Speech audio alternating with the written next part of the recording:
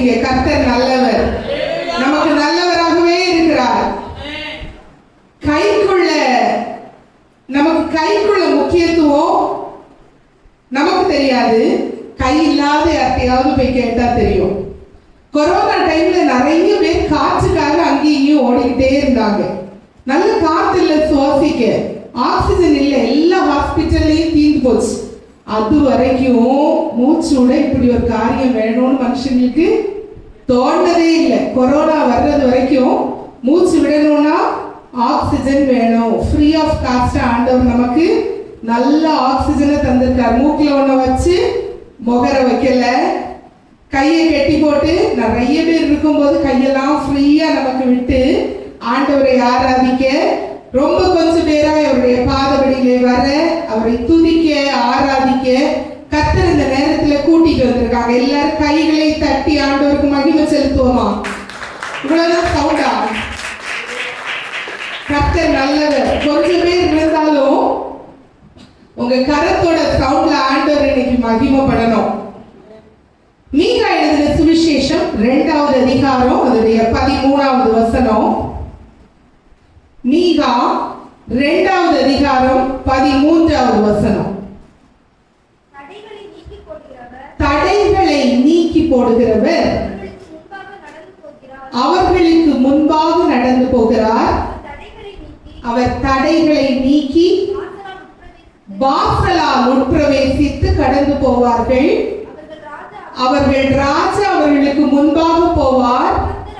கர்த்தர் அவர்கள் முன்னணியில் நடந்து போவார். நீங்க நல்ல கேட்ட ஒரு வசனம். தடைகளை நீக்கி போடுகிறவர் அவர்களுக்கு முன்பாக போகிறார். அவர்கள் தடைகளை நீக்கி வாசலால் உட்பிரவேசித்து கடந்து போவார்கள். அவர்கள் ராஜா அவர்களுக்கு முன்பாக போவார். இஸ்ரவேலின் தேவன் அவர்கள் முன்னணியில நடந்து போகிறவரா இருப்பார். உலகம் ஃபுல்லா தடைகள் இருக்கிறது, போராட்டங்கள் இருக்கிறது. கிறிஸ்தவ ஜீவியமும் அதற்கு விதிவிலக்கு இல்லை. எல்லாரும் நினைப்பாங்க ஆண்டவர்கிட்ட வந்துட்டு ரொம்ப பீஸ்ஃபுல்லான லைஃப் அப்படின்னு. அப்படி இல்லை. கிறிஸ்தவ ஜீவியம் ரொம்ப கடினமான ஜீவியம்.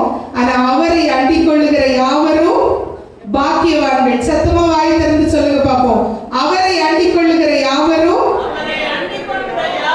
பாக்கியவான்கள். நம்ம எல்லாரும் பாக்கியவான்களா இருக்கிறோம். அதனாலதான் நம்ம கூட உள்ள எத்தனையோ பேர், நம்ம வயசுல இருந்த எத்தனையோ பேர், என் வயசு நினைச்சுக்கிட்டேன், உங்க எல்லாருடைய வயசுக்கு உங்களோட வயசை நினைச்சுக்கீங்க. எத்தனையோ பேர் இந்த உலகத்துல இல்லாத போதும் ஆண்டவர் நமக்கு ஜீவன் சுகபலன் தந்து நல்ல தேவனை ஆராதிக்க, தேவனை துதிக்க, பாட, மகிமைப்படுத்த நமக்கு இந்த நேரத்தை தந்திருக்கிறார். 2வது அதிகாரம் 3வது வசனம், 13வது வசனம். சத்தமா வாசிங்க பாப்போம். தடைகளை நீக்கி போடுகிறவர் அவர்களுக்கு முன்பாக நடந்து போகிறார். அவர்கள் தடைகளை நீக்கி வாசலால் உட்பிரவேசித்து கடந்து போவார்கள். அவர்கள் ராஜா அவர்களுக்கு முன்பாக போவார். கர்த்தர் அவர்கள் முன்னணியில் நடந்து போவார். கேட்க சந்தோஷமா இருக்கா? உலகத்துல தடை இல்லாத யாராவது இருக்கீங்களா? நான் தடைகளை அனுபவிச்சதே இல்லை. என் பாதை அப்படி எல்லாம் அடி கிரீனா இருக்கு. கர்த்தரின் மேய்ப்பரா இருக்கிறார். நான் தாழ்ச்சி அடையேன். புல்லுள்ள இடங்கள்ல என்னை மேய்த்து அமர்ந்து தண்ணீர்கள் அண்டையில தான் என்னை தூரம் நடத்தியிருக்கார். அப்படியா? என் வாழ்க்கையில நான் போற பாதையில முள்ளு கல்லு எதுவுமே இல்லை, வெட்கப்பட்டதே இல்லை. அப்படியெல்லாம் இருக்கீங்களா? யாரும் சிரிச்சிட்டு இருந்த முகம் டக்குன்னு டவுன் ஆயிடுச்சு. அப்படி இல்லைன்னு நினைக்கிறேன். இல்லதான், பிறந்த நிமிஷத்திலேயே அழ வச்சிருவாங்க. உலகத்துல அழாத பிள்ளைய போட்டு அடிப்பாங்க. உங்களுக்கு தெரியாது. வெளியே குழந்தையை கொண்டு வரும்போது அழகா டவல்ல கவர் பண்ணி அப்படி அழகா கன்ஃபைன்டா பொதிச்சு உங்க கையில கொண்டு தர்றதுதான் பார்த்திருப்பீங்க. பிள்ளை பிறந்த உடனே அழணும். அதோட பிசியாலஜி எனக்கு தான் தெரியும். அழுதாதான் அதுக்கு மூச்சு விட முடியும். அழாத பிள்ளைய பிறந்த உடனே கிள்ளி வலிக்க வச்சு அழ வைப்பாங்க. இல்லைன்னா போட்டு அடிப்பாங்க. கமத்தி 2 காலையும் மேல பிடிச்சிட்டு பிள்ளைய தலைகீழ தொங்க விட்டு பின்னாடி நல்லா அடிப்பாங்க. வலிக்கும், பிள்ளை அழ ஆரம்பிக்கும், இல்லைன்னா உயிரோட இருக்க முடியாது. அதே போலதான் வாழ்க்கையும். எப்பவும் கிரீன் பாஸ்டர்ஸ், எப்பவும் பச்சையான இடத்துல மட்டும்தான் நான் நடப்பேன் சொல்லவே முடியாது. அந்த பச்சையான இடத்துக்கு போறதுக்கு ஒருவேளை இப்ப நீங்க நல்ல புல்லுள்ள இடங்கள்ல இருந்தீங்கன்னா அந்த இடத்துக்கு நீங்க வர்றதுக்கு நிறைய கல்லு முள்ளெல்லாம் மிதிச்சுட்டு தான் வந்திருப்பீங்க. வாழ்க்கையில நிறைய தடைகள் எல்லாம் சகிச்சுட்டு தான் வந்திருப்பீங்க. ஏசப்பா இந்த வாரத்துல உங்களுக்கு வாக்கு கொடுத்திருக்கிறார். இதுவரைக்கும் உன் தடை எப்படி எல்லாமோ, நீ பட்ட பாடு என்னதெல்லாமோ, அல்லனா வடித்த கண்ணீரா இருக்கலாம், சோர்ந்து போய் திடனற்று போய் பலனற்று போய் வந்திருந்தீங்கன்னா ஆண்டவர் இந்த நாள்ல உங்களுக்கு வாக்கு கொடுக்கிறார். இனி தடைகளை நீக்கி போடுகிறனா உனக்கு முன்னாடி போயிருவேன்னு. ஏசப்பா போனா தடைகள் எல்லாம் நீங்கி போயிடும். ஒரு ஊர்ல ஒரு ராஜா இருந்தார். அவர் ஒரு குடிமகன்கிட்ட கேட்டாரு, உனக்கு என்ன வேணும், நீ அவன் ஜீவனை ஒரு நாள் காப்பாத்தி இருக்க, என்ன வேணாலும் கேள்வி தரேன்னு. அவன் ஒரே ஒரு காரியம் சொல்லுவான், நீங்க என் வீட்டுக்கு வந்து ஒரு நேரம் ஆகாரம் சாப்பிடணும், எனக்கு அது பெரிய பெருமை. ராஜா என் வீட்டுல வந்து ஆகாரம் சாப்பிட்டாருன்னா என் உலகம் ஃபுல்லா நான் சொல்லிட்டே நடப்பேன், நம்ம நாட்டு ராஜா என் வீட்டுல வந்து ஒரு நாள் சாப்பிட்டுருக்காரு தெரியுமான்னு. ராஜா கேட்டாரு, உனக்கு பொண்ணு வேண்டாமா? வேண்டாம் ராஜா, ஒண்ணு வேண்டாம். பரிசு வேண்டாமா? வேண்டாம். நீ ராஜாவுக்கு உயிரை காப்பாத்திருக்க, கேளு. வீடு வேணுமா? குதிரை வண்டி வேணுமா? 2 சேவகர்கள் தரட்டா? ஒண்ணு வேண்டாம் ராஜா, நீங்க மாத்திரம் என் வீட்டுல வந்து ஒரு நேரம் சாப்பிட்டா போதும். ராஜா நீ கேட்ட என் ஜீவனை காப்பாற்றுன, அதனால ராஜா வருவேன், உன் வீட்டுல வந்து சாப்பிடுவேன்னு ஒரு டேட் கொடுத்தார். ராஜா போல சும்மா போயிடுவாரா? சீஃப் மினிஸ்டர் இன்னைக்கு நாகர்கோயில் வராருன்னா ஒரு ரோடுலையும் நீங்க எங்கேயும் போக முடியாது. மினிஸ்டர் போறாலே போறது கஷ்டம், அவ்வளோ எஸ்கார்ட்ஸ். ரோடெல்லாம் டக்குனு கீழ் போடுவாங்க, அங்கங்க பாதாள கிணறுலாம் இருக்கு, எல்லாத்தையும் சிமெண்ட போட்டு சல்லியை போட்டு கீழே ஊத்தி எல்லாத்தையும் இது பண்ணுவாங்க, அவ்வளோ காட்ஸ். நேற்றுக்கு ஒரு 3 சினிமா பாடகர்கள் எங்க யூனிவர்சிட்டிக்கு பாட வந்தாங்க. காவல் கிணறுல இருந்தே ஒரு 100 போலீஸ் குவிக்கப்பட்டிருந்துச்சு. ஒரு எஸ்பி வந்தார், அவரை சுத்தி எத்தனை பேர் தெரியுமா? ரைட் லெஃப்ட், எங்க இன்ஸ்டிடியூஷன்ல எங்கேயும் நடக்க முடியாது, அவ்வளோ போலீஸ். எங்களுக்கே பயமா, எங்க போனாலும் போலீஸ், ஒவ்வொரு முக்குக்கு மூளைக்கு நிக்கிறாங்க. ஒரு சினிமாக்காரங்க 3 பேர் பாட வந்தாலே இப்படியா? ஒருவேளை இப்படியே இருக்கும் போது ஒரு நாட்டோட பெரிய ராஜா ஒரு வீட்டுக்கு போனோம்னா முதல்ல அவர் போற ராஜா நடந்தா போவாரு. அவர் போற குதிரை வண்டி போகிற இடம் நீச்சா அழகா ரோடு போட்டிருக்கோம், சுத்தி காவலாளிகள் நிற்பாங்க. சாதாரண உணவை சாப்பிடுவாங்களா ராஜா? இங்க இருந்து போவாங்க, பெஸ்ட் காரியத்தை தான் ராஜாவுக்கு சர்வ் பண்ணுவாங்க. இந்த குடியானவனுடைய வீடு ஒரு குன்றில் இருந்தது, ரொம்ப கரடு முரடான பாதை. முதல்ல மந்திரிமாரெல்லாம் போய் ராஜா சாப்பிட போகிற வீட்டுல குதிரை வண்டி போனோம். அதுக்கு முதல்ல ரோட நீட் பண்ணணும், எல்லாத்தையும் அடிச்சு உடைச்சு கரடு முரடான எல்லா பாதையும் நீட் பண்ணாங்க. அங்க சாதா அவர் சாப்பிடுற பழைய சோற ராஜா சாப்பிடுறது இல்ல, ரொம்ப மேன்மையான திங்ஸ அந்த வீட்டுல கொண்டு கொடுத்தாங்க. இதை வைத்து ஃபர்ஸ்ட் குவாலிட்டி திங்ஸ், இதை வைத்து ராஜாவுக்கு சமைக்கணும். ராஜா வீட்டுக்குள்ள போறதுக்கு வாசல் ரொம்ப சின்னது, அதனால முதல்ல அதை உடைச்சு பெருசாக்கணும். அதற்கு வீட முதல்ல தயாராக்கணும். அந்த வீட்டுல ராஜா உட்கார்ந்து சாப்பிடுறதுக்கு வந்தா உட்கார்றதுக்கு அழகான உட்டன் இருக்கைகள் வேணும். எல்லா மந்திரி கொண்டு வர சொல்லி அந்த வீட்டுல போட்டாராம். ஒருவேளை இந்த குடியானவன் ஒருவேளை ஒரு குதிரை வண்டி கேட்டிருந்தா குதிரை வண்டிய வீட்டுக்கு போயிருக்குமா? போயிருக்காது. வீடு கேட்டிருந்தா அந்த வீடை மட்டும்தான் ரெடி பண்ணி கொடுத்திருப்பாரு ராஜா. அவர் கேட்டது என்ன? ராஜா நீங்க என் வீட்டுல வந்து சாப்பிடணும்.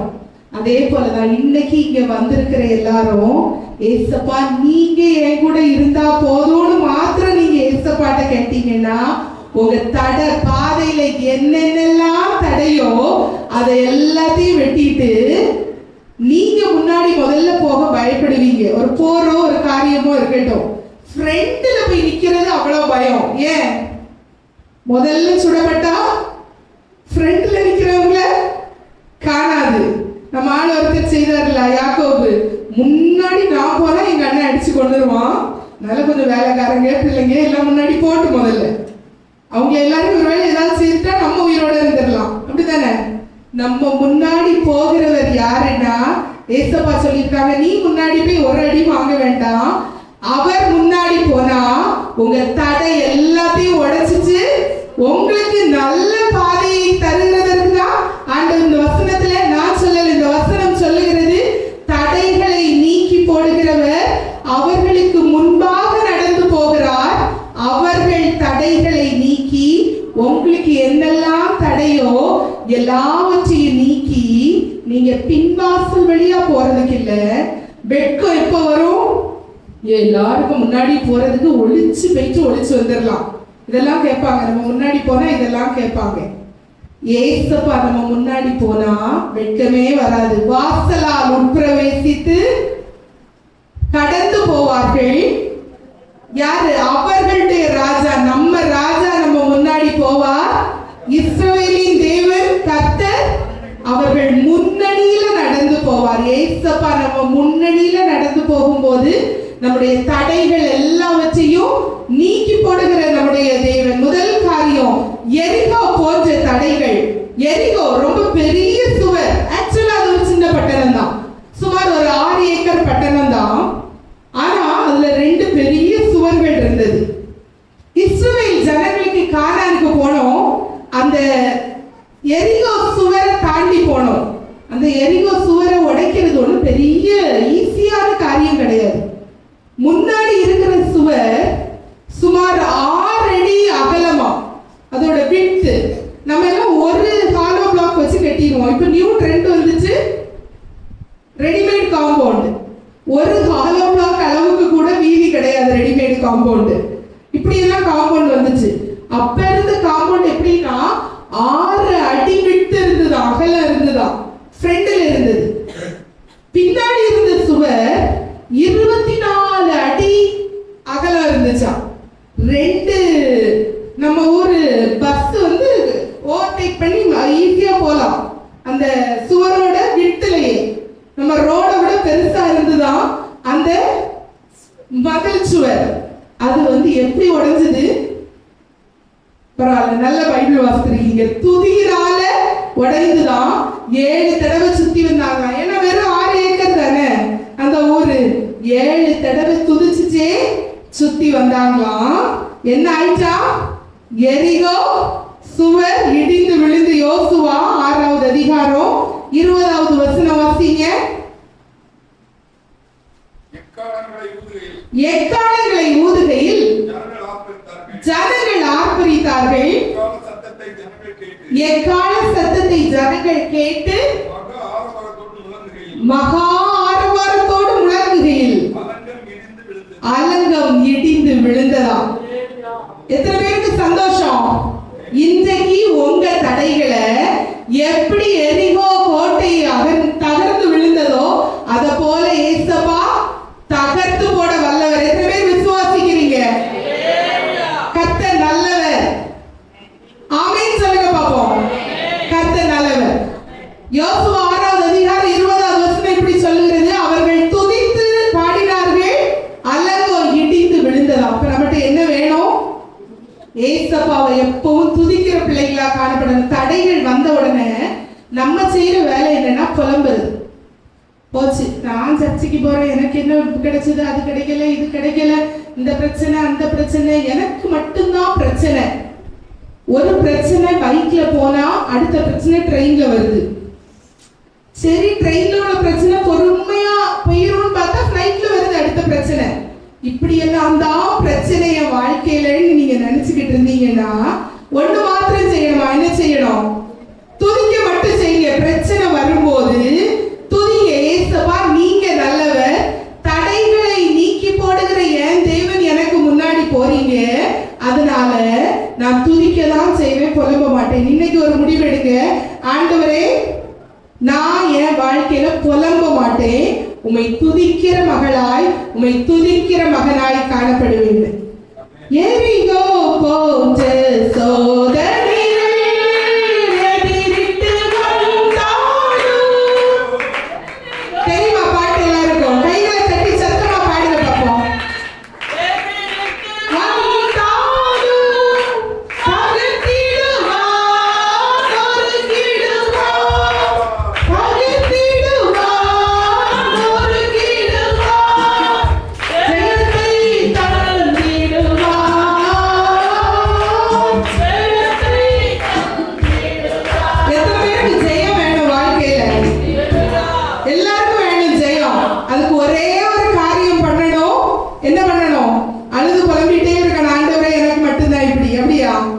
இல்ல, துதிக்கணும். சத்தமா சொல்லுங்க பாப்போம். ஏசப்பாவை துதிக்கிற பிள்ளைகளா நாம் காணப்படணும். இரண்டாவது, யோர்தானின் தடை. யோர்தான் தடை எப்படி இருக்கும் தெரியுமா? பின்னாடி ஒரு பெரிய படையே சூழ்ந்து கொள்ளும். டைம் இல்ல, ரொம்ப ஃபாஸ்டா சொல்லி முடிக்கிறேன். பின்னாடி பெரிய படை வருது, யோர்தான். முன்னாடி யோர்தான் இருக்கு, பின்னாடி பெரிய படை. பின்னாடி போனா ராஜாவும் பெரிய பார்வோனும் அவனுடைய சேனைகளும் உடம்புல இருந்து கழுத்தை வெட்டி எடுத்து அந்த தண்ணியிலே போட்டுருவாங்க. யோர்தான் முகாந்திரத்தின் வழியே ஆண்டவர் போக சொன்னாரு. ஃப்ரெண்ட்ல பார்த்தா சிவந்த சமுத்திரம் சீறிக்கிட்டு இருக்கு. சிவந்த சமுத்திரம் அப்படியே போகுது. சிவந்த சமுத்திரத்துக்கு உள்ளாடி போனா மூழ்கி தண்ணியெல்லாம் வாய்க்குள்ள போய் மூச்சு விட முடியாம செத்து போயிருவாங்க. இதுதான் யோர்தானின் தடை. பின்னாடி பிரச்சனை. சைடுல திரும்பி இப்படி ஓடிடலாம்னா சேனைகள் எல்லாம் சூழ்ந்துச்சு. இப்படி போயிடலாமா, சேனைகள் எல்லாம் சூழ்ந்துச்சு. சரி, முன்னாடியாவது போய் ஓடி தப்பிச்சிடலாம்னா முன்னாடி சமுத்திரம். ஒரு இடமும் இப்படி இப்படி இப்படி திரும்ப முடியாத தடைகளோ போராட்டங்களோ வாழ்க்கையில வரும்போது என்ன செய்வார் தெரியுமா ஏசப்பா?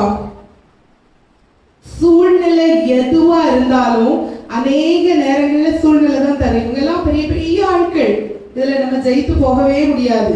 ஒரு இன்டர்வியூ, இவங்க எல்லாம் பெரிய பெரிய ஆட்கள், நிறைய இன்டர்வியூக்கு வந்திருக்காங்க, எனக்கு கிடைக்கவே செய்யாது. உங்க விசுவாசம் அப்படி இருக்கக்கூடாது.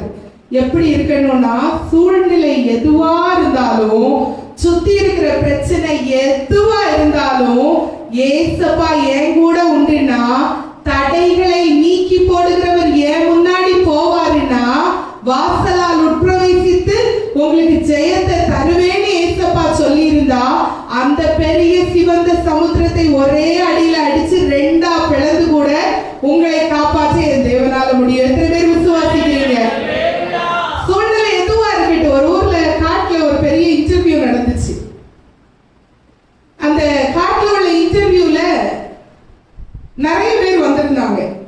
முதல்ல குரங்கு வந்துச்சு, கூட யானை வந்துச்சு, ஒரு நீர்நாய் வந்தது, ஒரு மீன் வந்தது, ஒரு நாயும் வந்தது.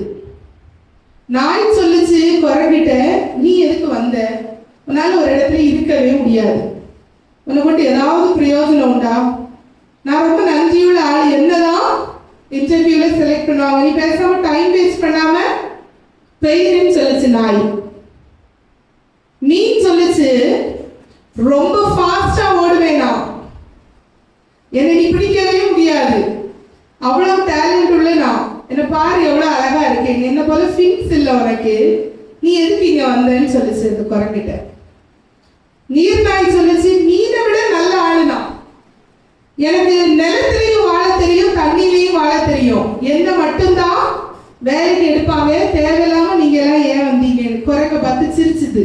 டேய், தண்ணிக்குள்ள வந்தா நீ ஒரு 5 நிமிஷம் தாக்க பிடிப்பியா, நீ எல்லாம் எதுக்கு வர இந்த இன்டர்வியூன்னு. யானை வந்து சொல்லுச்சு, இந்த உலகத்திலேயே பெரிய அனிமல்னா, இவ்வளவு பெரிய அனிமல் என்ன வச்சுட்டு நீங்க எல்லாம் எந்த தைரியத்துலடா இன்டர்வியூக்கு வந்தீங்க? பக்கத்துல குரங்கு தலையை சொல்லிட்டே இருந்து, குரங்குக்கு வாழை லேசா தட்டி விட்டு சொல்லுச்சு, என் பக்கத்துல என் நெக அளவு இருப்பியா நீ எல்லாம் என் கூட போட்டி போட ஒரு இன்டர்வியூக்கு வந்திருக்க, ஓடி போயிடுன்னு சொல்லுச்சு. இன்டர்வியூ எடுக்கிற மேனேஜர் வந்தாரு. சேர் போட்டு உட்கார்ந்தாரு, எல்லாரையும் விஷ் பண்ணாரு. அவர் கையெடுத்து கும்பிட்டு சொன்னாரு, நான் எதற்காக நான் ஆள் எடுக்க வந்திருக்கேன்னா, மரம் ஏறுறதுக்கு வேலைக்காண்டி நான் வேலைக்கு ஆள் எடுக்க வந்திருக்கிறேன், முடியாத எல்லாரும் திரும்பி போலாம் அப்படின்னு சொன்னார். சொல்றது எத்தனை பேருக்கு புரியுது? இன்டர்வியூ யாருக்கு? மரம் ஏறுற வேலைக்கு. யானை பெரிய உருவம் தான், அந்த உருவத்தை வச்சுட்டு மரத்தை ஏறிடுமா? நீர்நாய் 2 இடத்துலயும் வாழும், உண்மைதான். மரத்தை ஏறிடுமா? மீன் நாய் முடியாதா? பெரிய அனிமல் யானை, யாரும் வேலை கொடுக்க மாட்டீங்க. மரம் ஏறுற எலிஜிபிலிட்டி யாருக்கு மட்டும்தான்? அந்த குரங்குக்கு மட்டும்தான். இன்டர்வியூல நீ எவ்வளவு பெரிய ஆளா இருந்தாலும் தேவையே கிடையாது. எந்த வேலைக்கு போறோன்றது நமக்கு தெரியணும். சூழ்நிலை எதுவா இருந்தாலும், நான் ரொம்ப பலனச்சு போயிட்டேன், எனக்கு சத்துவமே இல்லை, இனி என்ன செய்யணும்னே எனக்கு தெரியல, என் காரியங்கள் எல்லாம் கீழே வந்துட்டே இருக்கு, போராட பலனே இல்லை, அப்படி உடஞ்சு போய் வந்திருந்தீங்கன்னா, ஏசப்பா சொல்றாரு, சூழ்நிலை எதுவா இருந்தாலும் தடைகளை நீக்கி போடுகிறவர் உங்க கூட இருக்கும்போது, உங்க முன்னாடி போகும்போது, யோர்தானை போல எந்த சோதனை வந்தாலும் ஏசப்பா ஈஸியா அடிச்சு வழியை விலக்கி விட்டு உங்களை அழகாய் கடந்து போக செய்கிற தெய்வம் நம்முடைய தெய்வம். பலனற்று போகையில் பலனாவரே, இன்ப துன்ப நேரத்தில் நண்பராவரே. கைகளை நல்லா தட்டி பாடுங்க பார்ப்போம். இன்ப துன்ப நேரத்தில் நண்பராவரே, கொச்சல வீதியில் பாடி மகிழ என்னை சரை சுமிட்டு கொள்வாரே. கொச்சல வீதியில் பாடி மகிழ என்னை சரை சுமிட்டு கொள்வாரே. பலனற்று போய் வந்திருந்தீங்கன்னா, இன்னைக்கு சூழ்நிலை எதுவா இருந்தாலும் ஏசப்பா மட்டும் உங்க கூட இருந்தா போதும், எல்லா சூழ்நிலையையும் மாற்றுகிற தேவன். எப்படி? சத்துருக்கள் சூழ்ந்துதான் நிற்பாங்க. யோர்தானை சுத்தி சத்துருக்கள் தான். எல்லா சத்துருக்கள் சூழ்ந்து நின்னாலும் ஆண்டவர் உங்க தலையை உயர்த்த முடிவு பண்ணிட்டாருன்னா உங்களை உயர்த்தியே தீர்வார். சங்கீதங்கள் அழகா வாசித்தால, என் தலை என் சத்துருக்களுக்கு மேலாக உயர்த்தப்படும். அதனால நான் உங்க பாடி கீர்த்தனம் பண்ணுவேன். சூழ்நிலை எல்லா சத்துருக்களும் உங்களை சுத்தி நிக்கட்டும், பிரச்சனை பெருசாவே இருக்கட்டும், பின்னாடி இருந்து வர்றவங்க உங்களை பிடிக்க பார்க்கட்டும், முன்னாடி சமுத்திரமாவே இருக்கட்டும், ஏசப்பா மட்டும் உங்க முன்னாடி போனார்னா சூழ்நிலைகளை எல்லாவற்றையும் மாற்றி சத்துருக்களின் முன்னிலையில உங்களுக்கு ஜெயத்தை தருகிற தெய்வன். சத்துருக்கள் முன்னிலையில் தெய்வமானிதன், வீரமோடு முழங்கினார் தெய்வமானிதன். சத்துருக்கள் வீரமோடு முழங்கினார் தெய்வமானிதன். பாவிலடிக்கும் தேவனை தேவன் என்றார் தெய்வமானிதன். ஆக்கினாம் பாவிலடிக்கும் தேவனை தேவன் என்றார் தெய்வமானிதன். மூன்றாவது காரியம், கடைசி காரியம், மனித தடை, பயமுறுத்துதல். லூக்கா 18வது அதிகாரம் 35வது வசனம் வாசிங்க. பின்பு அவர் எரிகோவுக்கு சமீபமாய் வரும்போது ஒரு குருடன் வழியருகே உட்கார்ந்து பிச்சை கேட்டுக் கொண்டிருந்தான். ஏசப்பா அந்த வழியா வருகிறார். ஒரு குருடை, கண்ணு தெரியாத குருடை வழியருகே உட்கார்ந்து பிச்சை கேட்டுட்டே இருக்கான். அவனுக்கு ஆண்டவர் வர்றதை பார்க்க முடியாது. எல்லாரும் சொல்றாங்க, எழுப்பி தள்ளி போயிரு. ஏசு இந்த வழியா நடந்து வருகிறார். ஊழிய காலத்துல ஏசப்பா ஜொலித்துட்டு இருந்த நேரம் நிறைய அற்புதங்களை செய்தார். இவன் கேள்வி மட்டும் பட்டிருக்கான். அந்த மனுஷனை அவன் பார்த்ததே இல்லை. 37வது வசனம் வாசிங்க. நசரேயனாகிய இயேசு போகிறார் என்று அவனுக்கு அறிவித்தார்கள். ஏய், தள்ளி உட்காரு. நஸ்ரேனாகிய இயேசு போகிறார்.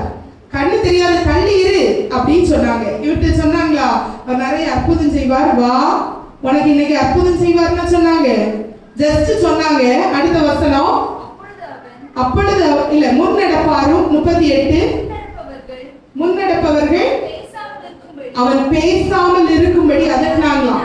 என கேள்விப்பட்ட உடனே இவன் ஒரு காரியம் சொல்றான். 37வது வசனம் கடைசி காரியத்தை வாசிங்க. அப்பொழுது அவன், இயேசுவே தாவீதின் குமாரனே இறங்கும் என்று கூப்பிட்டான். ஜஸ்ட் கண்ணு தெரியாதவங்க கிட்ட சொல்றாங்க, டேய் தள்ளி உட்காரு, நஸ்ரேனாகிய இயேசு வருகிறாரு. அவர் பக்கத்துல வந்ததா சொல்லல. இவனுக்கு கண்ணு தெரியாது அவரை பார்த்து பேசுறதுக்கு. அல்லனா கண்ணு தெரிஞ்சிருந்தா பக்கத்துல போய் ஒருவேளை ஒரு கண்ணு கொஞ்சம் தெரிஞ்சிருந்தா கூட பக்கத்துல போய் பேசியிருப்பானா இருக்கும். சொல்றாங்க தள்ளி இரு, நஸ்ரேனாகிய இயேசு வருகிறாருன்னு. இவன் உடனே சவுண்ட் போட தொடங்கியாச்சு. இயேசுவே தாவீதின் குமாரனே எனக்கு இறங்கும். உடனே எல்லாரும் டேய் வாய் மூடு. முன்னடப்பவர்கள் எல்லாரும் என்ன சொன்னாங்க? அதட்டுனாங்களாம், வாய மூடு, சத்தம் போடாது, உனக்கெல்லாம் சரியாகாது, நீ எல்லாம் அவ்வளவு பரிசுத்தவான் கிடையாது, உனக்கெல்லாம் ஆண்டவர் நன்மை செய்ய மாட்டார், நீ வாய மூடு, சத்தம் போடாதுன்னு என்ன சொன்னாங்க? மனுஷங்க சுத்தி வந்தவங்க எல்லாம் அதட்டாங்க. இவங்க எல்லாரும் ஏசப்பாக்கு பின்னாடி போனவங்க, முன்னடப்பாரு பின்னடப்பாரு எல்லாரும் சொன்னாங்க, நீ வாய மூட, நீ வாய மூடு, ஆண்டவர் உனக்கு அற்புதமே செய்ய மாட்டார். உங்க வாழ்க்கையில யாராவது உனக்கு ஆண்டவர் அற்புதமே செய்ய மாட்டாரு, சபிக்க மட்டும்தான் செய்வாருன்னு நினைச்சீங்கன்னா இல்ல. நம்முடைய தேவனுக்கு நம்மளை சபிக்க தெரியாது. நாம அவரை நம்பி இருக்கும் போது அவருக்கு சபிக்க தெரியாது. நீங்க அதுக்குன்னு நீங்க என்ன வேணாலும் செய்ய, ஆண்டவர் உங்க அப்படியே விட்டுருவார். இல்ல, நம்ம ஆண்டவரை நம்பி இருக்கிற நம்ம எல்லாருக்கும் ஒரு கணக்கு புஸ்தகம் இருக்கு. நம்ம செய்யற நன்மைக்கோ தீமைக்கோ பேசுகிற ஒவ்வொரு காரியத்திற்கோ கணக்கு ஒப்புவிக்க வேண்டியது கட்டாய அவசியமா இருக்கு. இங்க ஆண்டவரை கூப்பிடுறான், எல்லாரும் அமைதியா இருக்க சொல்றாங்க. என்ன நடந்துச்சு? அதற்கு உடனே அவனோ தாவீதின் குமாரனே எனக்கு இறங்கும் என்று மிகவும் அதிகமாய் கூப்பிட்டான். ஒரு மனுஷனையும் பார்க்கல. தாவீதின் குமாரனே எல்லாரும் அதட்டினதெல்லாம் உண்மைதான். ஐயோ இந்த மக்கள் எல்லாம் அடிச்சிருவாங்க சத்தம் போட்டா அப்படியெல்லாம் பயமே படல. அவன் ஃபோக்கஸ் ஆண்டவர்கிட்ட இருந்தது. உங்க ஃபோக்கஸ் இன்னைக்கு யாரை பார்த்து இருக்கு? இங்க பார்த்து அங்க பார்த்து இல்ல. ஃபோக்கஸ், அவன் ஃபோக்கஸ் ஒன்லி நஸ்ரேனாகிய இயேசு என்ன சுகமாக்கணும், அவ்வளவுதான். உங்க ஃபோக்கஸ் எல்லாம் எங்க இருக்குன்னு நான் சொல்லட்டா, என் பிரச்சனை பெருசு, யாராலையும் அதுக்கு தீர்வு சொல்லவே முடியாது. என் வியாதி பெருசு, என் பிரச்சனை பெருசு, எனக்கு என் வீட்டுல பக்கத்துல உள்ளவங்க எல்லாம் செய்வன வச்சுட்டாங்க, பின்சூரிய வச்சுட்டாங்க, என் குடும்பம் இப்படியெல்லாம் கீழே வந்துச்சு, இன்னும் வந்துரும். அப்படிப்பட்ட ஃபோக்கஸ் எல்லாம் இன்னைக்கு வர உங்க தடைகள் பிரச்சனைகள் மேல உங்க ஃபோக்கஸ் இருந்ததுன்னா, உங்க கான்சென்ட்ரேஷன் இருந்ததுன்னா, உங்க ஆத்மாவை கூப்பிட்டு சொல்லுங்க, இன்னையில இருந்து தாவீதின் குமாரனே எனக்கு இறங்கும்னு அவரை மட்டும் கூப்பிடுங்க. பிரச்சனைகள் மேல அவன் எனக்கு கண்ணி தெரியல, நான் குருடேன் குருடேன் குருடேன், எனக்கு அதெல்லாம் நடக்காதுன்னு நினைச்சிட்டு இருந்தானா அவன் சுகம் வாங்கியிருக்கவே மாட்டான். அவன் என்ன சொல்றான்? தாவீதின் குமாரனே எனக்கு இறங்கும்னு இன்னும் அதிகமா சத்தம் போட்டானா என்ன நடந்தது? இயேசு நின்று மற்ற யாரையும் கொண்டு வர சொல்லல, அவனை மட்டும் ஒருத்தன் கத்தி கூப்பிட்டால எல்லாரும் அதட்டினப்ப அவனை மட்டும் இங்க வான் கூட்டு வர சொல்லி கிட்ட வந்த போது அவரை நோக்கி, நான் உனக்கு என்ன செய்யணும்னு இருக்கேன். ஏசப்பா இன்னைக்கு காலை வேளையில இங்க வந்திருக்கிறவங்க எல்லாருக்கும் பக்கத்துலயே நின்று கேட்கிறாரு, இன்னைக்கு நான் உனக்கு என்ன செய்யணும்? எத்தனை பேர் விசுவாசிக்கிறீங்க இந்த இடத்துல ஆண்டவர் என் கூட தான் இருக்காரு? இந்த சபை ரொம்ப ரொம்ப நிறைய பேர் சொல்லி கேட்டிருக்கேன், ரொம்ப சக்தி வாய்ந்த சபைன்னு சொல்லியிருக்காங்க நிறைய பேர் வெளியே உள்ளவங்க எல்லாம். எனக்கு பர்சனலா தெரியும், இந்த ஸ்தலத்துல ஒருத்தரையும் கெட்டு போனதான் நான் பார்த்ததே இல்லை. நேயர் என்ன செய்வாங்க தெரியுமா? சொஸ்தம் ஆயிடுவாங்க, ஆண்டவருக்கு டாட்டா, கார் பார்க் பண்ண சர்ச்சில் இடம் இல்லை, நடந்து வரணும் கஷ்டம், அதனால எங்க வீட்டு பக்கத்துல நல்ல கார் பார்க்கிங்ல ஒரு இடம் இருக்கு, அங்க போற பிரச்சனைக்காக மாத்திரம் ஆண்டவரை தேடுறவங்க. இங்க குருடன் என்ன செய்யறான் தெரியுமா? வாசிங்க. அதற்கு அவர், ஆண்டவரே நான் பார்வையடைய வேண்டும் என்றான். இயேசு அவனை நோக்கி, நீ பார்வையடைவாயாக, உன் விசுவாசம் உன்னை ரட்சித்தது என்றார். உடனே அவன் பார்வை அடைந்து தேவனை மகிமைப்படுத்தி கொண்டே அவரை பின் சென்றான். ஏசப்பா கேட்கிறார், உனக்கு என்ன பிரச்சனை, என்ன வேணும்? ஆண்டவரே எனக்கு பார்வை வேணும். சரி, நான் இல்ல, உன் விசுவாசம் உன்னை ரட்சிச்சிச்சு. நீ கூப்பிட்டல, எல்லாரும் அதற்குனதெல்லாம் பார்த்தேன், இருந்தாலும் என்னால ரட்சிக்க முடியும்னு உனக்கு தோணுச்சுல்ல, உன் விசுவாசம் உன்னை ரட்சித்தது, நீ பார்வை அடைவாயாகன்னு சொன்னாரு. கண்ணை திறந்து உலகத்தை பார்த்துட்டான். உலகத்துல யாராலும் முடியாது, உன்னால முடியாது முடியாது முடியாதுன்னு சொல்லி வச்சா, நீங்க சொல்லுங்க, ஏன் ஏசப்பா நான் கூப்பிட்டா கேட்கறது? இன்னைக்கு உங்க பக்கத்துல வந்து கேட்பாரு, உனக்கு நான் என்ன செய்யணும், உனக்கு நான் என்ன செய்ய, நீங்க சொல்லுங்க. ஆண்டவர் எனக்கு இப்படி எல்லாம் தடை இருக்கு. ஆண்டவர் சொல்வார், நீ என்ன மட்டும் விசுவாசிச்ச பத்தியா, உன் விசுவாசம் ஒன்னு ரட்சிச்சு. நான் ஒண்ணு பண்ணணும், அவரை மகிமைப்படுத்தணும். எப்படியாவது ஏதாவது ஒரு காரியத்துல அவரை மகிமைப்படுத்தணும். எப்போ நம்ம ஏதாவது நொண்டி சாக்கு போக்கு சொல்லிட்டு ஓடுகிற மக்களா இருக்க கூடாது. என்ன செய்யணுமா? அவரை மகிமைப்படுத்தி கொண்டு அவருக்கு பின் சென்றாரா. யோபு எழுதின சுவிசேஷம் 42வது அதிகாரம் 22வது வசனம் வாசிங்க. தேவரீர் சகலத்தையும் செய்ய வல்லவர், நீ செய்ய நினைத்தது ஒன்று தடைபடாது என்று உங்களுக்கு ஒரு நல்ல அறிவு சொல்லித்தாரு, ஒரு நல்ல புத்தி சொல்லித்தாரு. ஒரே அறிவு தான் உங்களுக்கு வேணும். தேவரீர் சகலத்தையும் செய்ய வல்லவர், நீர் செய்ய நினைத்தது ஒரு நாள் தடைபடாதுன்னு எனக்கு தெரியும். உங்க அறிவு சொல்லும், உனக்கு ஒண்ணும் முடியாது, அவ்வளவுதான். இந்த பிரச்சனை எல்லாம் வந்துச்சா நீ முடிஞ்சு போயிருவ. ஒருவேளை இந்த இடத்துல உனக்கு வேலை கிடைக்கலன்னா நீ அவ்வளவுதான். லைஃப்ல இப்படி எல்லாம் நீ இருக்கலன்னா அவ்வளவுதான். எல்லாம் சத்துருக்கள். சூழ்நிலை வேறையா இருந்தாலும் தடநெச்சு போக சிலர் காரியங்கள் ஏதாவது செய்வாங்க. என்னாகும் 32வது அதிகாரம் 7வது வசனத்துல ஜனங்களை சிலருடைய வார்த்தைகள் என்ன பண்ணிருமா? திடநெச்சு போக பண்ணிருமா. என்னாகுமோ 32:7, கர்த்தர் இஸ்ரவேல் புத்திரருக்கு கொடுத்த தேசத்திற்கு அவர்கள் போகாதபடிக்கு நீங்கள் அவர்கள் இருதயத்தை திடநெச்சு போக பண்ணுகிறது என்ன? மனுஷங்க சூழ்நிலைங்க எப்போ உங்க இருதயத்தை திடநெச்சு போக பண்ணுவாங்க, பயங்காமிச்சிட்டே இருப்பாங்க. இது நடந்துரும், இப்படி ஆயிரும், அவ்வளவுதான், காரியம் எல்லாம் முடிஞ்சிச்சு, இப்படி எல்லாம் சொல்ல மனுஷங்க இருந்தா உங்க அறிவு என்ன சொல்லணும்? தேவரீர் நீ சகலத்தையும் செய்ய வல்லவர், நீ செய்ய நினைத்த ஒன்றும் தடைபடாது என்று நான் அறிந்திருக்கிறேன். ஏசாயா 43வது அதிகாரம் 13வது வசனம் வாசிங்க.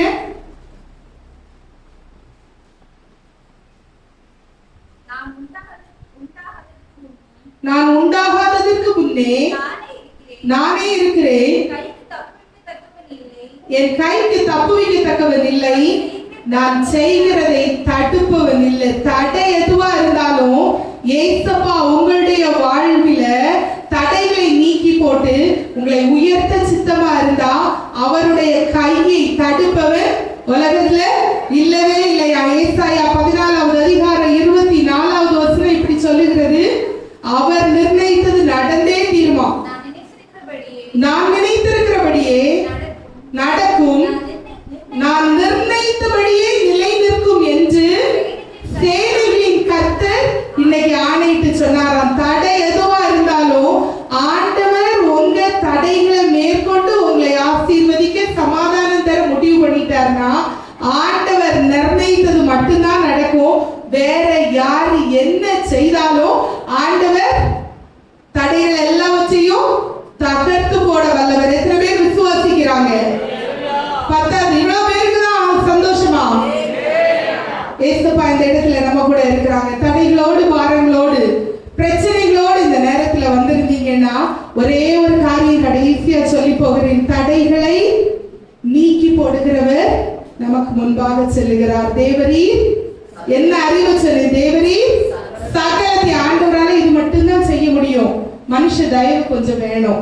இல்ல மனுஷ தயவு இல்ல, ஆண்டவர் கையில இன்னைக்கு உங்க காரியத்தை ஒப்பு கொடுத்துட்டீங்கன்னா மனுஷ தயவு காண்டி நீங்க போய் நிக்க வேண்டியதில்லை. ஆண்டவர் எல்லாம் பார்த்துக்கிடுவார். உங்களுக்கு என்னென்ன மனுஷ தயவு வேணுமோ, எங்கெங்க காரியங்கள் நடக்கணுமோ நடத்தணுமோ அவர் கரெக்டா அந்தந்த நேரத்துல அழகா உங்களுக்கு நடத்தி வாசலால் வெட்கப்பட்டு பின்வாசல் வழியா நீங்க போக வேண்டாம். ராஜாவுக்கு கூட போறவங்க தைரியமா சந்தோஷமா போலாம். ராஜாவுக்கு நம்மை நடத்த சித்தம் கொண்ட தேவன். பிரச்சனை போராட்டம் வரும்போது நம்ம முன்னணியில நிற்கிற தேவன். யோபு 42:2 அழகா வாசித்தாங்க. தேவரே சகலத்தையும் செய்ய வல்லவர், நீ செய்ய நினைத்தது ஒன்று என் வாழ்க்கையில தடைபடாது. எத்தனை பேர் விசுவாசிக்கிறீங்க? கண்களை மூடுவோமா, இருதயத்துல கை வைங்க பாப்போம். ஆண்டவரே, என் வாழ்க்கையில தடை எதுவா இருக்கலாம் ஆண்டவரே, பிரச்சனை எதுவா இருந்தாலும் பரவாயில்ல, எவ்வளவு கடும் புயல் வீசினாலும் பரவாயில்ல, என் இருதயம் திடனற்று போய் வந்திருக்கிறேன்ப்பா. பெலனே இல்ல ஆண்டவரே, என் பெலன் எல்லாம் குஞ்சி போயிடுச்சா. அவ்வளவு தடைகளுக்கு நடுவுல என்னை நீங்க அழகாய் நடத்தின தேவன் அல்லவா ஆண்டவரே. எல்லாரும் வாய்களை திறந்து ஏசப்பா நம்ம பக்கத்துல நிக்காருன்னு சொன்னேன்ல, உனக்கு என்ன வேணும் தாவீதின் குமாரனே எனக்கு இறங்கணும்னு ஏசப்பா பக்கத்துல கூட்டிட்டு வர செய்து கேட்டாங்களாம். இன்னைக்கு நான் உனக்கு என்ன செய்யணும்? ஏசப்பா அவங்க பக்கத்துல நின்று கேட்கிறாங்க ஒரு மெல்லிய சத்தத்தோடு, நான் உனக்கு என்ன செய்யணும்? அந்த தேவன்கிட்ட மாத்திரம் உங்க காரியங்களை ஒப்புவீங்க பாப்பா. எல்லாரும் வாய்களை திறந்து ஏசப்பா எனக்கு இந்த பிரச்சனை இருக்கு, மனுஷன்கிட்ட போகிறதை காட்டிலும் தேவனுக்கு கரத்துல கொடுத்துட்டீங்கன்னா அந்த பாரத்தை எல்லாம் இன்னைக்கு இங்க இறக்கி வச்சுட்டு சந்தோஷமா போலாம். கடும் புயல் பிரச்சனை ஆண்டவரே, பெருங்காற்று பிரச்சனை ஏசப்பா, என் வாழ்க்கையில கரை போய் சேருவேனே நம்பிக்கை இல்லை ஆண்டவரே. என் பக்கத்துல நிக்கிறீங்க ஆண்டவரே, இந்த தடைகள் எல்லாம் நீக்கி என்னை அழகாய் நடத்துகிற தெய்வம் நீங்க அல்லவா ஏசப்பா. எல்லாரும் வாய்களை திறந்து ஏசப்பாவை நம்புறீங்க, என்ன வாய்களை திறந்து சொல்லுங்கப்பா. ஆண்டவரே நீங்க நல்லவரப்பா. வசனம் கேட்டிருக்கிறோம், தேவரீர் சகலத்தையும் செய்ய வல்லவர், நீர் நினைத்தது என் வாழ்க்கையில தடைபடாது ஆண்டவரே. பிரச்சனை எரிகோவா இருந்தா நான் உங்களை துதிக்கிறேன் ஆண்டவரே, துதிக்கிறேன் கர்த்தாவே. அந்த எரிகோவை தகர்த்திருங்க ஏசப்பா. சத்துருக்கள் சூழ என் பிரச்சனை யோர்தானா இருந்தா, ஒரு இடமும் எனக்கு நீங்க வழி இல்லாம இருந்தா நான் உங்களை நம்புறேன் ஏசப்பா. சிவந்த சமுத்திரத்தை 2ஆய் பிளந்த என் தேவன் நீர் இன்றும் ஜீவிக்கிறீர் அல்லவா ஆண்டவரே. சொல்லுங்க பாப்பா, வாய்களை திறந்து எல்லாரும் எழுப்பி நிற்கலாமா? ஒரே ஒரு நிமிஷம் ஏசப்பாட்ட நீங்களும் ஏசப்பாவும் மட்டும்தான். இந்த நேரம் உங்களுக்காக கொடுக்கப்பட்ட நேரம். உங்களுக்கு ஆசையா இருந்துன்னா ஆண்டவர்கிட்ட கையில உயர்த்தி சொல்லுங்க, என் கரம் பிடித்து நடத்துங்க. என் தடையில என்னால நடக்க முடியாது ஆண்டவரே, என் வாழ்க்கை பாதை கொஞ்சம் கரடு மரடாதான் இருக்கு, நான் நல்லா ஆகணும்னு ஆசையா இருக்கேன், என்னை நீங்க உயர்த்தணும், நான் உங்களை மகிமைப்படுத்துவேன் ஆண்டவரே. அந்த குருடன் மகிமைப்படுத்துறது போல என் இல்லாமைகளிலே நீங்க எனக்கு எல்லாமுமா இருங்க ஆண்டவரே. என் வாழ்க்கை ஃபுல்லா தடையாதான் இருக்கு, ஆனா எனக்கு தெரியும் நான் உங்க கையை என் கையை உங்க கையில தாரேன் ஆண்டவரே. நீங்க நடத்துங்க ஆண்டவரே. எவ்வளவு புயல் அடிச்சாலும் எவ்வளவு அலை வீசினாலும் நீங்க என் கப்பலை அமிழ்ந்து போக விடுகிற தேவனே இல்லப்பா. சொல்லுங்க பாப்பா, நீங்க சொல்லுங்க வாய்களை திறந்து. நான் சொல்லணும்னு எதிர்பார்க்காதீங்க, நான் எனக்காக ஜெபிக்கிறேன். இது ஒரு நல்ல ஜெப நேரம். உங்க பக்கத்துல ஏசப்பான்னு கேட்கிறாங்க, உனக்கு இன்னைக்கு நான் என்ன செய்யணும், இன்னைக்கு என்ன செய்யணும்னு உங்களுக்கு வேணுமோ அதை ஏசப்பாட்ட சொன்னா அவர் கரத்துல உங்களை ஒப்பு கொடுத்தா அவர் தடைகளை நீக்கி போடுகிறவர் உங்களுக்கு முன்பாக செல்லுகிற தேவன்.